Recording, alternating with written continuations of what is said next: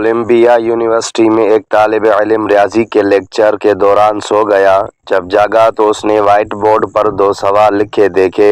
اس نے سمجھا کہ یہ ہوم ورک ہے، لہٰذا انہیں نوٹ بک میں لکھ لیا تاکہ بعد میں حل کر سکے۔ جب وہ ان مسائل کو حل کرنے بیٹھا تو معلوم ہوا کہ یہ عام سوالات نہیں ہیں بلکہ انتہائی مشکل مسائل ہیں، لیکن وہ مایوس نہیں ہوا، نہیں اس نے ہار مانی۔ اس نے محنت جاری رکھی، کئی گھنٹوں تک لائبریری میں تحقیق کی، دعائیں کیں اور بالآخر ایک مسئلہ حل کر لیا۔ اگلی کلاس میں جب استاد نے ہوم ورک کے بارے میں کچھ نہ پوچھا تو طالب علم نے حیران ہو کر سوال کیا، سر آپ نے اسائنمنٹ کے بارے میں کچھ نہیں پوچھا؟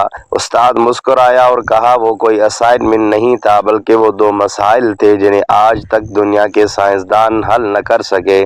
یہ سن کر طالب علم حیران رہ گیا اور بولا، لیکن میں نے ان میں سے ایک مسئلہ حل کر لیا ہے۔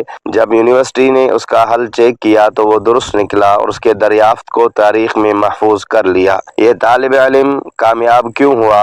کیونکہ اس نے یہ نہیں سنا تھا کہ یہ ناممکن ہے، بلکہ اس نے صرف یہ سمجھا یہ ایک مسئلہ ہے جسے حل کرنا ہے۔